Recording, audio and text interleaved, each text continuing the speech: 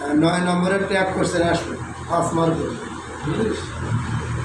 Tag কোশ্চেনের প্রথম কাজ দেখবি সাহায্যকারী ভার্ব আছে নাকি। HB মানে হেল্পিং ভার্ব, সাহায্যকারী verb am is are was were, হ্যাঁ am is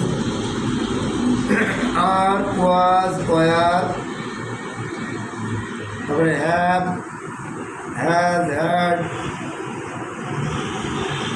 can could shall should will would may might need dare what to used, এগুলো সাহায্যকারী ভার্ব। ঠিক আছে, যদি এই সাহায্যকারী ভার্ব থাকে তাহলে আগে সাহায্যকারী ভার্ব বসবে, আগে কি বসবে তারপরে নট বসবে, তারপরে সাবজেক্ট বসবে, অবশ্যই প্রশ্নবোধক চিহ্ন বসবে এবং উত্তরটা নিজেই দাগ। আবার আরেকটা নিয়ম আছে, প্রথমে সাহায্যকারী ভার্ব বসবে, তারপরে সাবজেক্ট বসবে, তারপরে প্রশ্নবোধক চিহ্ন বসবে।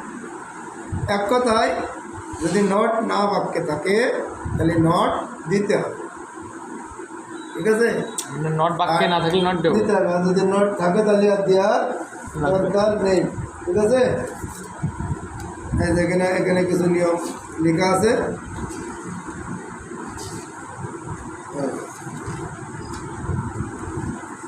ঠিক আছে, এখানে কিছু কথা আছে নেগেটিভ কিছু শব্দ, নট আমার বাক্যে নেই তাহলে আমি নট বসাবো, তাই না?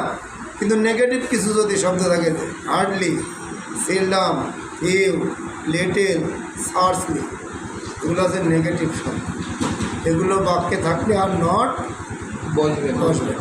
ঠিক আছে, মানে এগুলোই নট যুক্ত হবে, নাবাদক শব্দ এগুলো। ঠিক আছে, এই নাবাদক শব্দগুলো থাকলে আর নট দেওয়ার কোনো প্রয়োজন নেই। ঠিক আছে, এইগুলো সাহায্যকারী ভাব।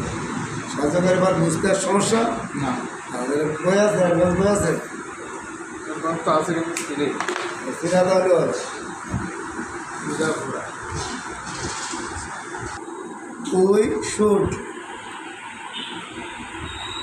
we should, she should be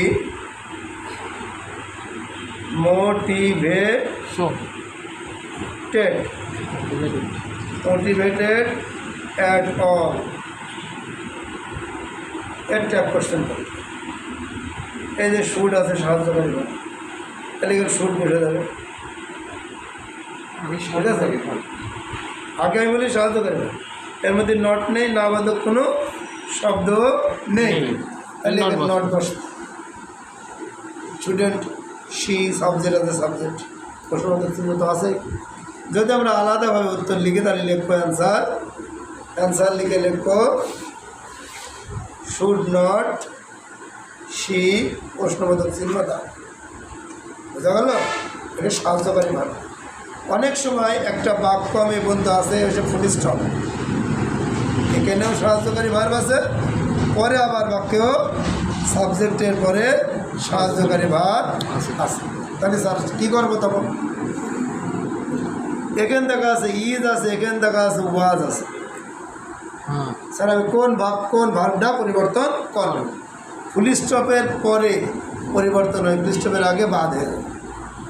ফুল স্টপের আগে যা থাকবে সেটা বাদ, ফুল স্টপের পরে যে ভার্ব থাকবে সেই ভার্বের পরিবর্তন করতে হবে। বোঝা গেল?